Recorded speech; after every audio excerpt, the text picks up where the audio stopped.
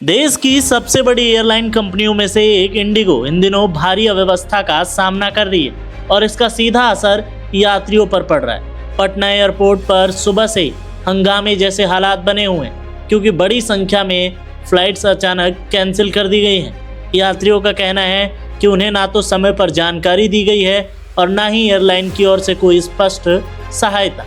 कई लोग टिकट हाथ में लिए घंटों काउंटर पर खड़े नजर आए, लेकिन जवाब में सिर्फ एक ही जवाब मिला, फ्लाइट रद्द हो गई है और आगे की सूचना का इंतज़ार करें।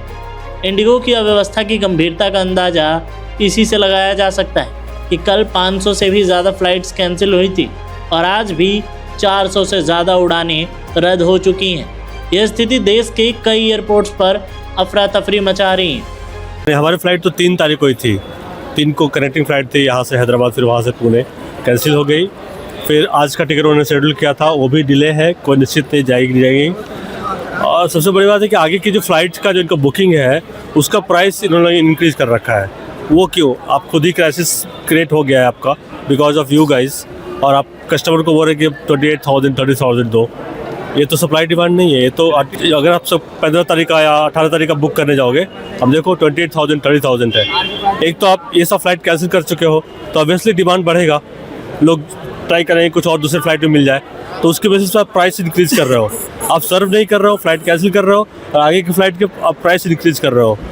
This is not natural supply demand crisis, this is it can be termed as artificial crisis. You cancel the 10 flights and then increase the price of the future boats, right? So this is very pathetic. I don't think government is not intervening in anything. Last 3 days is happening. Somebody saying this it will continue till 7th. Then I mean, no system, no accountability. Their call center is not working. You keep calling, nobody picks the call. If you go to the counter, even they don't have clarity about the cancellation and the refund. They are saying that it will come in 10 days, 15 days, 2 weeks and all the things. मेरा flight morning का था 11:40 का पटना से दिल्ली के लिए। इन्होंने flight cancel हो गया। ये लोग बोलते हैं कि आप रीशेड्यूल करवा लीजिए या रिफ़ंड ले लीजिए। प्रॉब्लम रिफ़ंड नहीं है, प्रॉब्लम यह है कि रात को 12 बजे हमको दिल्ली एयरपोर्ट पहुंचना था क्योंकि वहां से मेरा नेक्स्ट फ़्लाइट बाहर के लिए है, शारजा के लिए था। अगर ये अपना रिफ़ंड पैसा दे देंगे तो क्या वो मेरा उधर का टिकट का रिफ़ंड देंगे? वो तो पैसा नहीं देंगे। जो भी मेरा 40 से 45 हज़ार का टिकट है वो तो चला जाएगा क्योंकि मेरा अप डाउन दोनों टिकट है। ये लोग नहीं दिए थे, कोई मेल कोई मैसेज नहीं है। इवन यहाँ तक कि यहाँ कैंसिल के लिए गए हैं तो उन्होंने कहा कि भीड़ लग रहा है, अंदर चलिए कैंसिल हो जाएगा। जब अंदर गए कैंसिल के लिए तो उन्होंने कहा कि कैंसिल या रिशेड्यूल हो जाएगा, रिफंड हो जाएगा। तो हमने कहा ठीक है, मेल कर दीजिए। इवन ये लोग मेल तक नहीं कर रहे हैं, PDF फाइल भी नहीं है। हमको एक हार्ड कॉपी लेने के लिए, देखिए ये हार्ड कॉपी लेने के लिए 1 घंटा लाइन में लगे हैं। ये एयरलाइंस का सर्विस ऐसा होता है, अगर आप कैंसिल है या रिफंड है तो आप हमको मेल कर दीजिए। जो पेपर हम लेने के लिए 1 घंटे लाइन में लगे हुए हैं वो मेरा PDF फाइल आ जाता तो हमारा टाइम तो बचता ना। एकदम बेकार और घटिया सर्विस इंडिगो दे रही है। तो लॉस हो गया, हम तो कुछ कह नहीं सकते। क्या कहें हम? कह कर भी क्या करेंगे?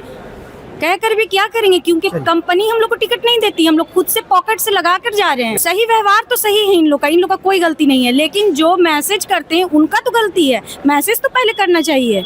अगर एक दिन पहले भी मैसेज करते तो आदमी पॉसिबल था। मैसेज कुछ नहीं किए तो कैसे आदमी जाए? कंपनी में नहीं, हम लोग कंपनी कह रहे हैं कि कंपनी के थ्रू नहीं है मेरा टिकट, पर्सनल टिकट से हम लोग जाते हैं।